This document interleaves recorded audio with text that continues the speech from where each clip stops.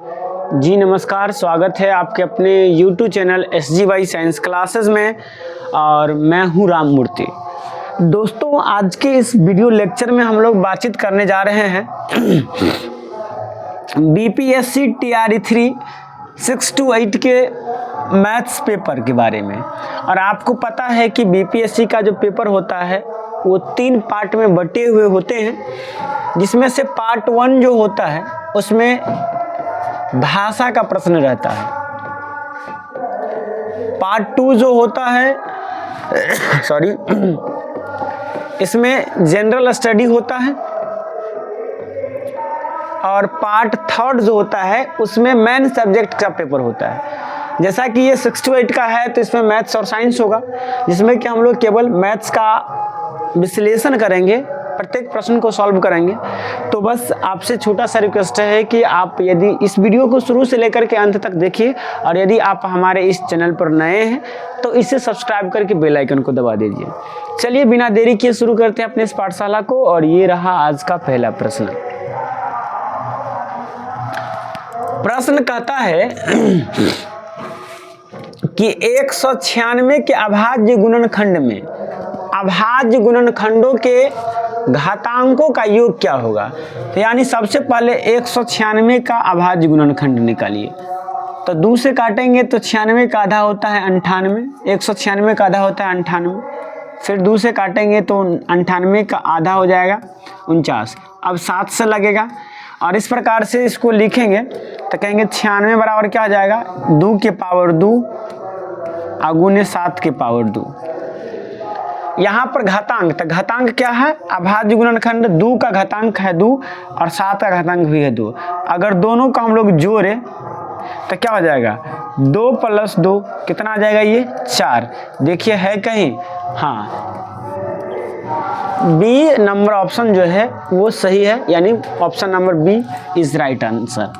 चलिए अगले प्रश्न की ओर चलते हैं, और अगला प्रश्न कहता है कि यदि 4x² + 3x + 7 बराबर 0 है, तो हमसे पूछा गया है 1/α + 1/β का मान क्या होगा। यहाँ पर ऊपर दिया गया है कि अल्फा और बीटा जो है वह इस समीकरण का मूल है। सबसे पहले यदि आप इसे बट्टा पर का जोड़ कीजिएगा तो ऊपर आ जाएगा अल्फा + बीटा, ऊपर आपको मिल जाएगा बीटा + अल्फा या अल्फा + बीटा, और नीचे मिल जाएगा अल्फा × बीटा। आपको एक बात पता होगा कि अगर कोई समीकरण द्विघात समीकरण ax² + bx + c है, इसका अगर मूल अल्फा और बीटा है तो इनके मूल का योगफल अल्फा + बीटा बराबर होता है -b/a, और अल्फा × बीटा बराबर होता है c/a। अब यदि यहाँ से हम लोग अल्फा + बीटा और को भाग दे अल्फा × बीटा से, तो यहाँ क्या हो जाएगा -b/a और c/a। a से a कैंसिल हो जाएगा और यहाँ हो जाएगा -b/c।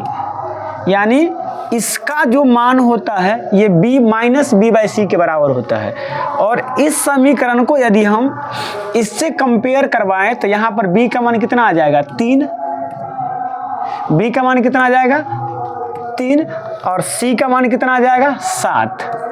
अब हमें लेना क्या है -b, तो यहाँ पर लग जाएगा माइनस, यानी -3/7, जो कि ऑप्शन नंबर सी में है, यानी ऑप्शन नंबर सी जो है वो सही है। अगले प्रश्न की ओर चलते हैं, और अगला प्रश्न कहता है कि किसी समांतर श्रेणी के 11वें पद का 11 गुना। तो समांतर श्रेणी के 11वें पद को हम लोग a11 से व्यक्त करते हैं, और 11वें पद का 11 गुना, यानी इसको गुना करना है कितना से 11 से, तो 11 गुने 11वां पद उसके 7वें पद के 7 गुना। तो इसका 7वां पद क्या हो जाएगा 7 a7, और 7 गुना यानी गुने 7 के बराबर है, तो इसका कैवां पद, यानी इसका 18वां पद, यानी a18 का मान कह रहा है हमसे ज्ञात करने के लिए। अब आपको पता होगा एक बात कि 11 गुने a11 का मान क्या होता है a + 10d, क्या हो जाएगा a + 10d, और उसी प्रकार से 7 गुने 7वां पद क्या हो जाएगा a + 6d। अब इसे यदि आप गुना करेंगे तो 11 को a से गुना करेंगे 11a और 10 को 11 से गुना करेंगे 110d। यहाँ हो जाएगा 7a और यहाँ हो जाएगा 7 छक 42d।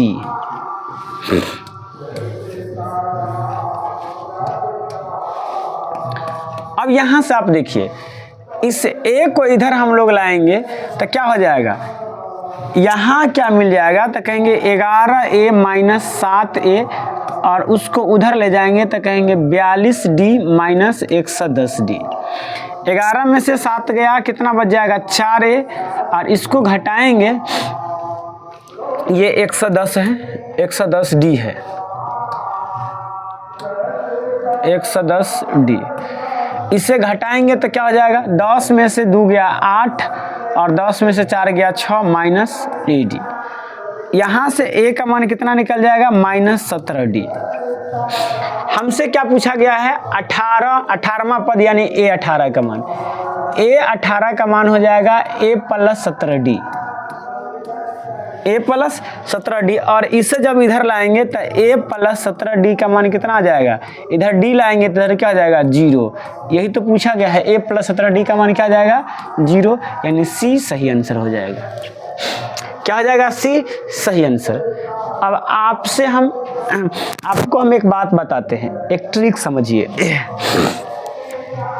अगर किसी भी एपी का mवां पद के m गुना अगर एपी के nवां पद के n गुना के बराबर हो, मैंने क्या कहा, किसी एपी के mवां पद का m गुना एपी के nवां पद के n गुना के बराबर हो, तब उस एपी के n + mवां पद का मान क्या होता है 0 होता है। इस बात को याद रखेंगे, बहुत इंपॉर्टेंट बात मैंने कहा।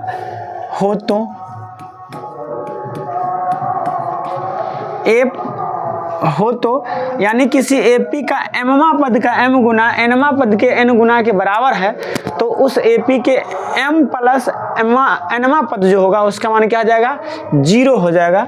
और उसी कंसेप्ट पर यह प्रश्न था। यहाँ देखिए 11वां पद के 11 गुना और 7वां पद के 7 गुना दोनों बराबर है, तो 11 और 7 18 यानी 18वां पद हमसे पूछा था। और देखिए 18वां पद का मान यहाँ क्या आया है, क्या है यहाँ पर 0 आया है। 18वां पद का मान क्या आया है 0 आया है। चलिए अगले प्रश्न की ओर चलते हैं। चलिए ये रहा अगला प्रश्न। प्रश्न कहता है कि P का निर्देशांक, ये P का निर्देशांक है, A का निर्देशांक है और B का निर्देशांक है। यानी यदि बिंदु P, यहाँ पर कोई बिंदु P है और इसका निर्देशांक कितना है x, y। बिंदु A और बिंदु B से क्या है समान दूरी पर है, यानी जितना दूरी बिंदु A का, इस बिंदु A का जिसका निर्देशांक कितना है 5,1 और इस बिंदु B का जिसका निर्देशांक है -1,5, जितना दूरी P का A से है, जितना दूरी P का A से है उतना ही दूरी P का B से है। यानी यहाँ कह सकते हैं PA बराबर क्या हो जाएगा PB। हमसे क्या पूछा है तो कहा है कि x और y में क्या संबंध होगा। अब आपको पता होगा बीच की दूरी में क्या होता है, बीच की दूरी की फार्मूला आपको पता होगा। मानकर चलिए अगर ये निर्देशांक A है, बिंदु A है, इसका निर्देशांक अगर x1 y1 है और ये बिंदु B है, इसका निर्देशांक अगर x2 y2 है, तब हमसे यदि A से B की दूरी यानी AB का मान पूछा है, किसका मान पूछा है AB का मान पूछा है, तो आपको पता होगा पहले x कोऑर्डिनेट का अंतर यानी x2 - x1 इसका होल स्क्वायर, फिर बीच में प्लस और फिर y कोऑर्डिनेट का अंतर यानी y2 - y1 का स्क्वायर। ये इसका फार्मूला होता है। इसी फार्मूला पर बैठा दीजिए, तब यहाँ क्या हो जाएगा तो कहेंगे 5 - x का √5 - x का स्क्वायर फिर बीच में प्लस, और फिर कहेंगे 1 माइनस वाई का स्क्वायर, 1 माइनस वाई का होल स्क्वायर, फिर बराबर इधर पी भी निकालना है तो अंडर रूट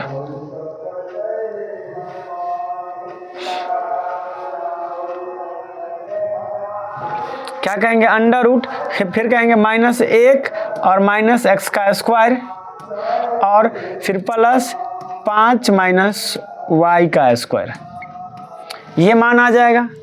अब हम लोग क्या करते हैं, रूट से रूट को हटा देते हैं। क्या करते हैं, रूट से रूट को हटा देते हैं। अब जरा यहाँ देखिए, इसको इधर सॉल्व करते हैं। इसे सॉल्व करेंगे तो a माइनस बी का होल स्क्वायर पर 5 का स्क्वायर 25 और 2ab तो 5 दूना 10, 1 मिनट बीच में माइनस आएगा, -10x और प्लस एक्स स्क्वायर। इसको तोड़ेंगे तो 1 का स्क्वायर 1 माइनस 2y और प्लस वाई स्क्वायर। इसे तोड़ेंगे -1 का स्क्वायर 1 और माइनस माइनस प्लस 2x और ये प्लस एक्स स्क्वायर।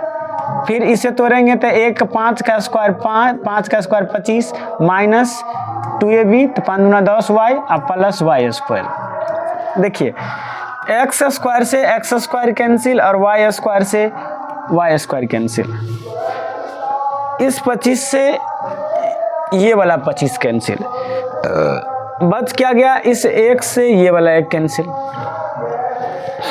इधर कितना बच गया -10x और इधर कितना बच गया 2x। इस 2x को इधर लाएंगे तो -2x हो जाएगा, और -10x और ये 2x -12x बराबर। अब इस 2y को उधर ले जाएंगे तो ये 2y माइनस में है, उधर जाके प्लस हो जाएगा, और यहाँ पर कितना है -10 है, तो -10 में +2 को जोड़ेंगे तो क्या जाएगा -8x y minus minus plus, यहाँ काटेंगे 6 दूना 12, यहाँ काटेंगे 5, यानी 6x बराबर क्या आ जाएगा 5y। क्या आ जाएगा 6x बराबर क्या आ जाएगा 1 मिनट सॉरी, इधर वो जाकर जुटेगा तो यहाँ पर 10x नहीं बल्कि 8x -8x बचेगा। यहाँ क्या बचेगा -8y। इसको काटेंगे तो माइनस माइनस प्लस, 4 से काटेगा तो 4 दूनी 8 और 4 तिया 12, यानी यहाँ हो जाएगा 3x बराबर 2y। यहाँ क्या मिल जाएगा 3x बराबर 2y, और कहाँ है ये b है 3x बराबर 2y। ये कोऑर्डिनेट ज्यामिति से लिया गया प्रश्न है। चलिए, ये फार्मूला से इम्पोर्टेंट सिद्ध होता है अपने आप में कभी कभी। देखिए कहता है कि प्रातः 10:45 यानी 10:45 बजे एक टावर की छाया उसके ऊंचाई के बराबर है। तो हमसे पूछा है कि सूर्य का उन्नयन कोण। यहाँ पर इस प्रश्न को थोड़ा लपटाने की कोशिश किया है ये टाइम दे करके।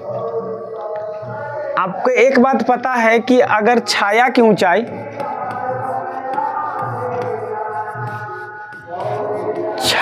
ऊंचाई अगर वस्तु की ऊंचाई के बराबर हो,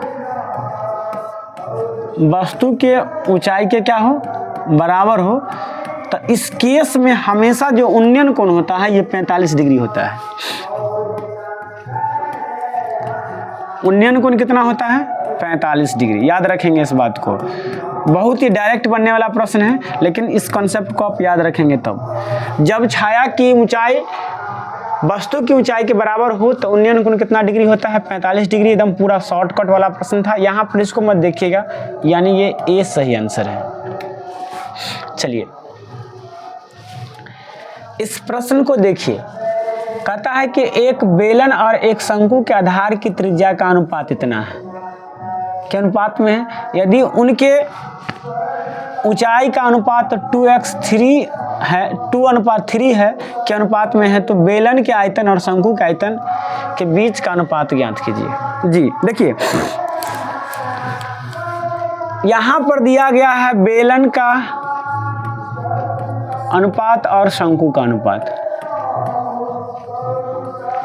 यहां पर सबसे पहले दिया गया है आधार की त्रिज्या यानी r, और r का त्रिज्या कितना है 3:4। और फिर नीचे दिया गया है ऊंचाई की त्रिज्या h, और h का मान कितना दिया गया है 2:3।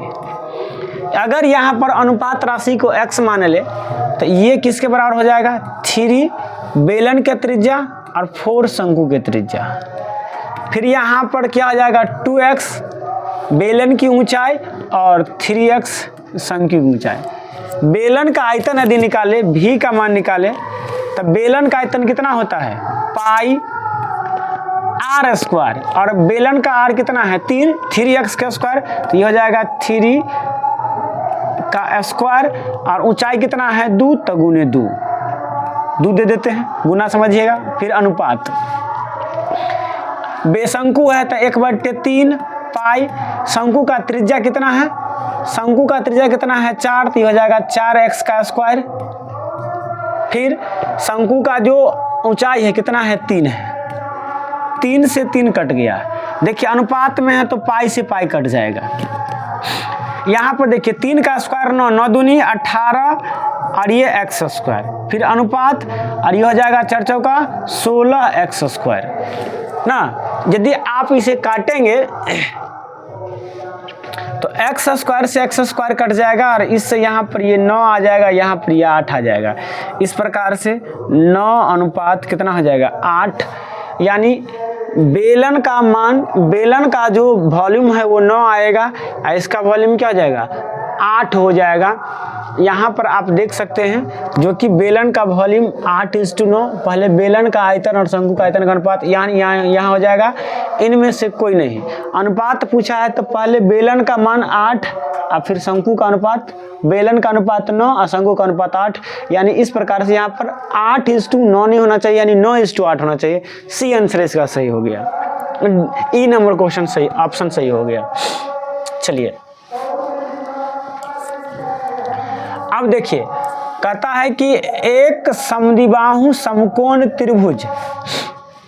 अब एक त्रिभुज है, कैसा त्रिभुज है, समकोण त्रिभुज है। एक त्रिभुज है और ये समद्विबाहु है, यानी कर्ण को छोड़कर इसका बाकी भुजा क्या बराबर है का एक भुजा। इसका भुजा का मान कितना है 4√2 और इसके भुजा का मान भी क्या है 4√2। हमसे कहा कर्ण की लंबाई, तो सब आदमी जानता है कर्ण की लंबाई बराबर क्या हो जाएगा। तो अगर इसे लंब मान ले, ऐसे क्या मान ले बेस आधार मान ले, तो कर्ण जो होता है हाइपोटेन्यूस h बराबर होता है √L² प्लस b²। अब देखिए यहाँ पर 4√2 का स्क्वायर और फिर प्लस 4√2 का स्क्वायर। 4√2 का स्क्वायर कितना होता है 4 का स्क्वायर 16, 2 का स्क्वायर √2 का स्क्वायर 2, तो 16 दूना 32 और फिर प्लस इसका मान 16 दूना 32, 32 32 64 और 64 का रूट कितना हो जाएगा 8, कहीं नहीं है, यानी क्या हो जाएगा यहाँ पर ई जो हो जाएगा वो सही हो जाएगा। 8√2 तो हो ही नहीं सकता। चलिए यहाँ देखिए अगला प्रश्न कहता है कि अक्षित द्वारा 10,000 रुपए की राशि 2 वर्ष के लिए 10% चक्रवृद्धि ब्याज पर उधार ली जाती है। 2 वर्ष के अंत में उसमें भुगतान की गई चक्रवृद्धि ब्याज, भुगतान की जाने वाली चक्रवृद्धि ब्याज और राशि ज्ञात कीजिए। देखिए शॉर्टकट में बनाइए। चक्रवृद्धि ब्याज में क्या होता है, अब मान कर चलिए कि अंकित 10,000 रुपया लिया, 1 साल बाद वो 10% देगा, यानी इसका इस पूरे का 110% भुगतान करेगा। तो 110%, इस पूरे का कितना प्रतिशत 110%। अब आप कहिएगा ये कैसे, 100% तो उसका मूलधन है और 10% उसका ब्याज हो गया, यानी 10,000 का 110% हो जाएगा। क्योंकि चक्रवृद्धि ब्याज है तब अगले वर्ष जो है वो 110% का ब्याज चलेगा और अगले बार इसका मिश्रधन कितना हो जाएगा इस पूरा का 110%। अब देखिए 10,000 गुने 110% का मतलब बट्टा में 100, फिर गुने 110 और प्रतिशत का मतलब बट्टा में 100। 2 गो जीरो से 2 गो जीरो हटा दीजिए, ई दोनों जीरो से ई जीरो और ई जीरो हटा दीजिए, ना। अब यहाँ पर 11 को 11 से गुना करेंगे 121 आ जाएगा, और 0 के को बच गया 2 गो ना, यानी अंकित जो है उसे 12,100 रुपया देना पड़ेगा ना। तो ब्याज कितना, मूलधन कितना था, पी का मान था 10,000, उसे कुल कितना देना पड़ा 12,100। तो CI का मान कितना हो गया, तो कहेंगे CI का मान तो 10,000 में से कितना घट जाएगा 12,100, तो CI का मान हो जाएगा 2,100। तो उसको भुगतान करना पड़ेगा 12,100, लेकिन CI 1,200 नहीं होगा, 2,200 नहीं होगा, CI 2,200 नहीं होगा, CI 2,100 होगा, यानी D सही आंसर है। D यानी उसे ब्याज के रूप में 2,100 रुपया देना पड़ेगा। चलिए इस प्रश्न को पढ़िए और जवाब दीजिए।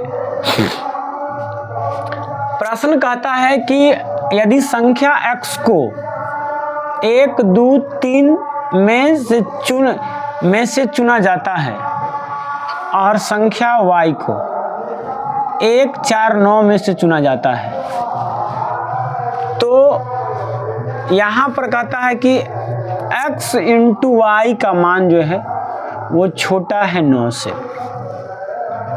तो बताइए p का मान क्या होगा। p जो है ये x इंटू वाई है,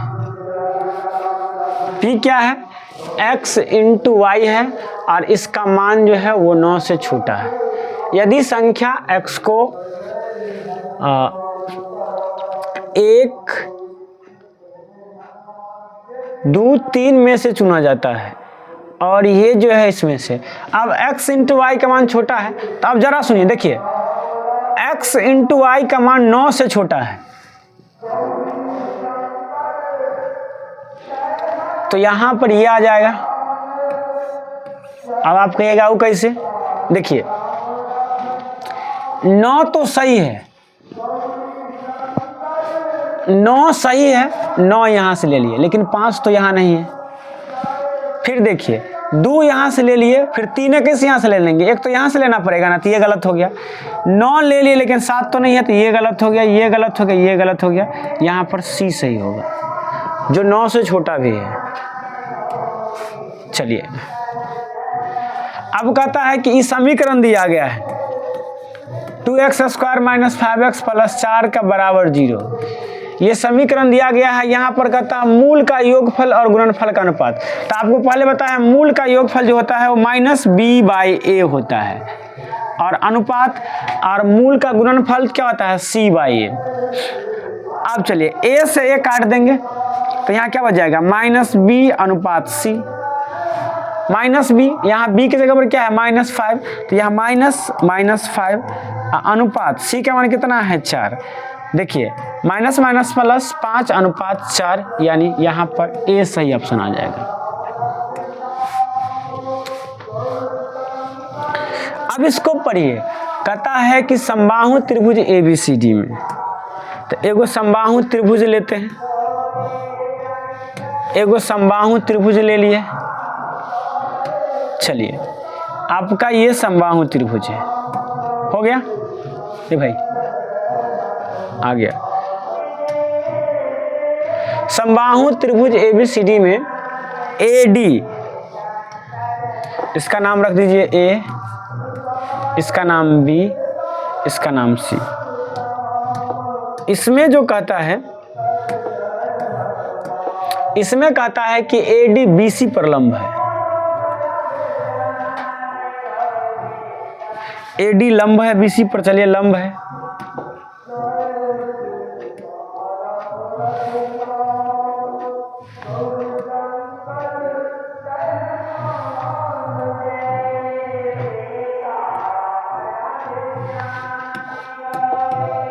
AD किस पर लंब है भाई,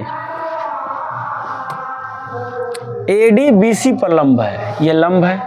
अब देखिए अगर ये कोण तीनों कोण बराबर है तो ये भुजा इस भुजा के बराबर होगा, यानी यहाँ पर क्या जाएगा CD जो है ये BD के बराबर होगा, और ये हो जाएगा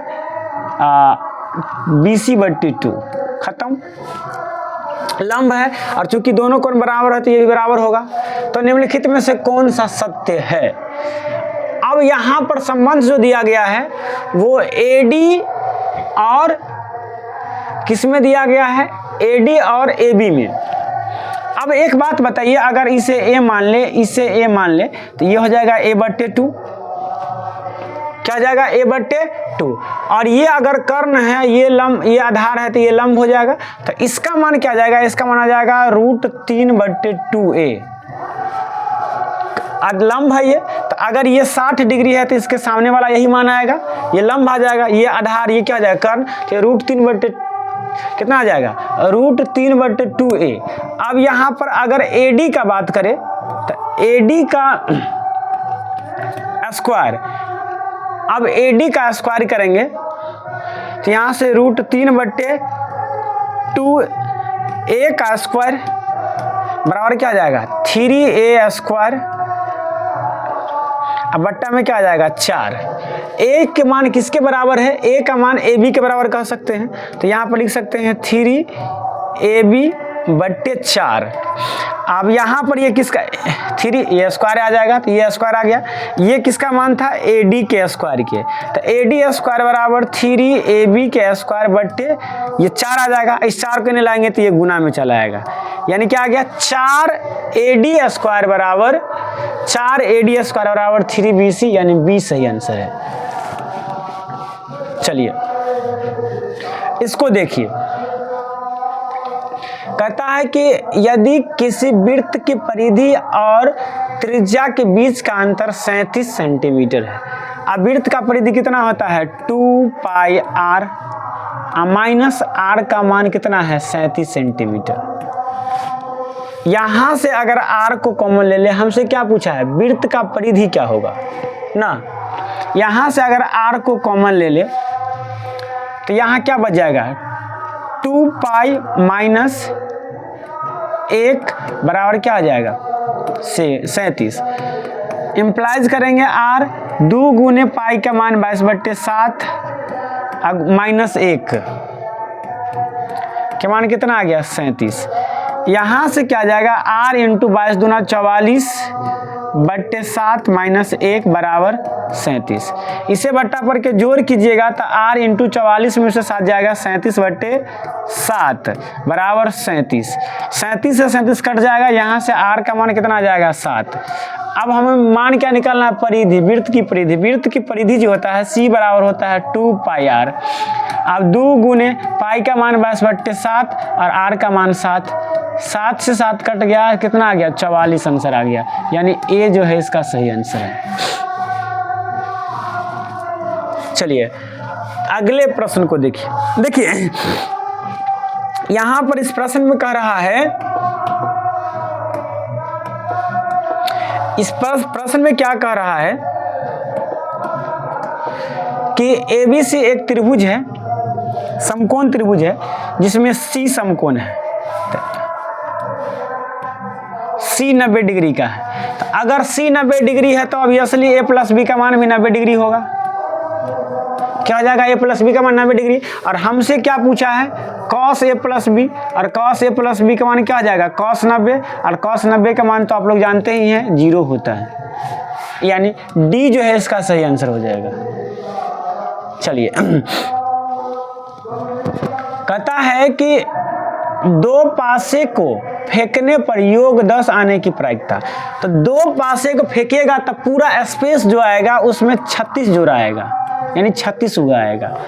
अब अगर योग के बाद 10 बात करें तो इस पर आ क्या सकता है 5 5, फिर क्या आ सकता है 4 6, और क्या आ सकता है 6 4। यही ऐसे 3 जोड़ा है जिसमें जिसका जोड़ 6 होता है और जो पासा पर आता है। स्पेस कितने हैं 36 जोड़े का, और कितने जोड़े आए हैं जिनका योग 10 होता है तो 3 जोड़े। तो प्रोबेबिलिटी क्या हो जाएगा P बराबर क्या हो जाएगा 3/36। इसे काटेंगे तो 1/12 आएगा, जो कि D नंबर ऑप्शन में है। कहाँ है D नंबर ऑप्शन में है।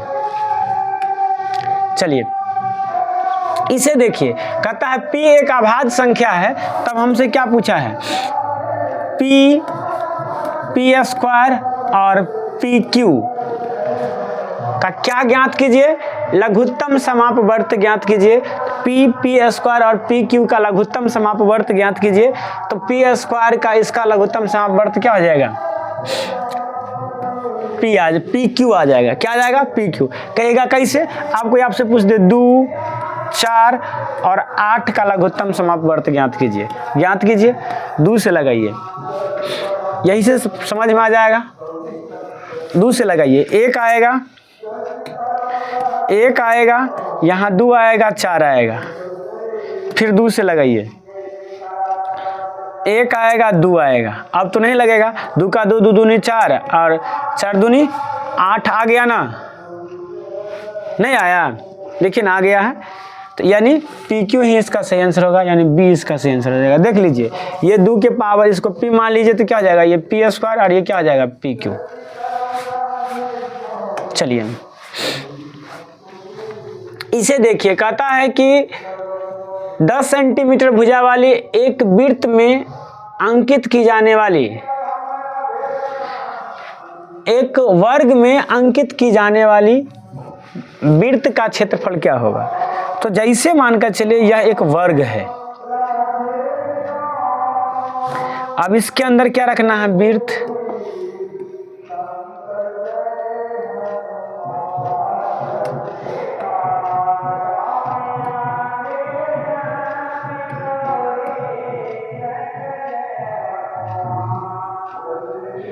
चलिए रख दिए।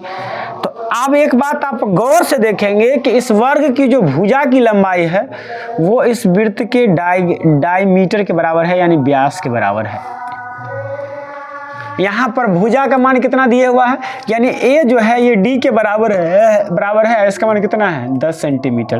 तो इसका आर का मान कितना हो जाएगा 5 सेंटीमीटर, यानी त्रिज्या कितना हो जाएगा, इधर भी आर इधर भी आर, 5 सेंटीमीटर। हमसे क्या पूछा है, क्षेत्रफल, एरिया। वृत्त का एरिया होता है पाई आर स्क्वायर, पाई के जगह पर पाई दे देंगे और आर के मान दे देंगे 5। 5 का स्क्वायर कितना हो जाएगा 25, यानी 25 पाई सेंटीमीटर स्क्वायर। कहीं देखिए है तो टिक लगा दीजिए, नहीं हो गया। चलिए अब इस प्रश्न को देखिए और यहाँ क्या कहता है बताइए, क्या होगा इसका सही आंसर। बहुत अच्छा प्रश्न है और आप आश्वस्त रहिए, मतलब ऐसे ही प्रश्न पूछे जाते हैं, मतलब कोई डिफिकल्ट पेपर नहीं रहता है, बस आपको पेशेंस धर के और कॉन्सेप्ट से बनाना है, टाइम मैनेज करना है। कहता है कि 6 सेंटीमीटर त्रिज्या वाले एक वृत्त के त्रिज्यखंड का क्षेत्रफल क्या होगा, जिसके त्रिज्यखंड का एंगल क्या है, थीटा है। यहाँ पर आर त्रिज्या का मान कितना है 6 सेंटीमीटर। अगर कोण को थीटा माने तो थीटा का मान कितना है 60 डिग्री। त्रिज्यखंड का क्षेत्रफल का फॉर्मूला क्या होता है, त्रिज्यखंड का क्षेत्रफल का फॉर्मूला क्या होता है पता है आपको, पाई आर स्क्वायर थीटा बटे 360 डिग्री। मान रख दीजिए, पाई का मान 22/7, आर का मान 6 का स्क्वायर 36, हम डायरेक्ट रख दिए हैं, आर का मान 6 का स्क्वायर 36, थीटा का मान 60 डिग्री, अब बट्टे 360। इसे काटेंगे तो ये 6 से ये कट जाएगा, इसे काटेंगे तो ये 6 मरतबे कट जाएगा। 22 को 6 से गुना कीजिएगा 132/7 सेंटीमीटर स्क्वायर, खत्म। 20 का सही आंसर आ गया। चलिए इसे जवाब दीजिए।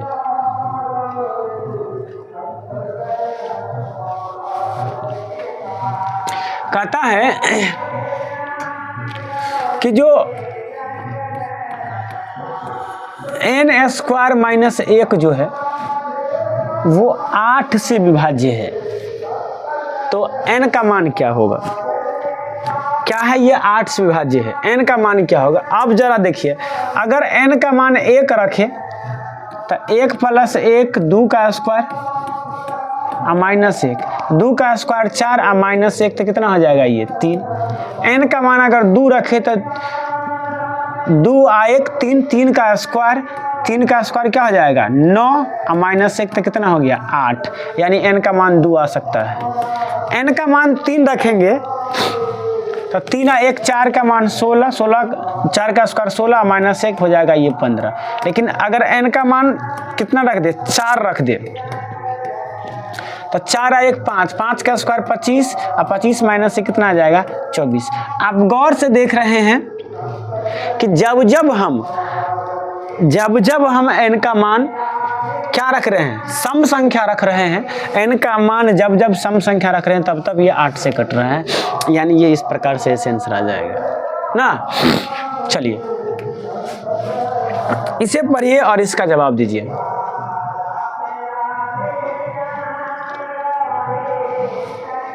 पढ़िए इसे और जवाब दीजिए।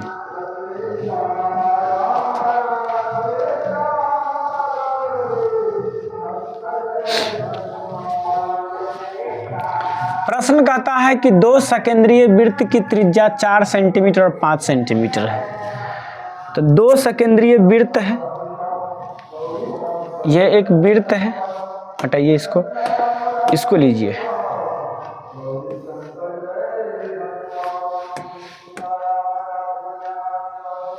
ये 2 वृत्त है और इस वृत्त के एक वृत्त की त्रिज्या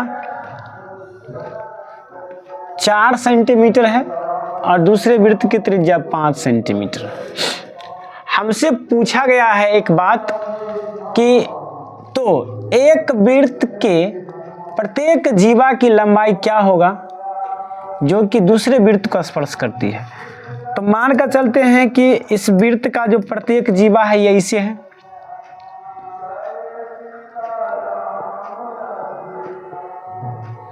इसको ये स्पर्श करते हुए आगे की ओर बढ़ती है, ये जीवा है भाई।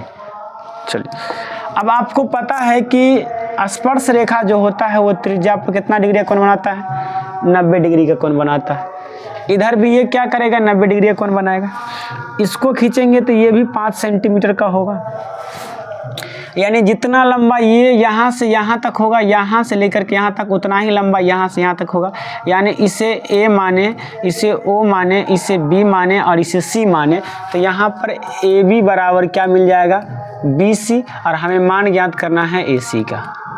आप गौर से देखेंगे तो ये 90 डिग्री, तो ये कर्ण और ये आधार, तो ये लंब, और लंब का मान जो हो जाएगा यानी यहाँ पर AB का मान जो हो जाएगा वो हो जाएगा √5 का स्क्वायर माइनस 4 का स्क्वायर।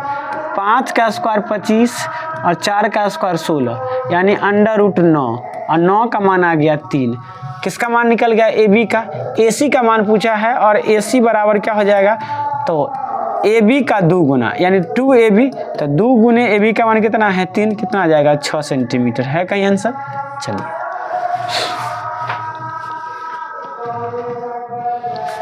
चलिए इसे बनाइए।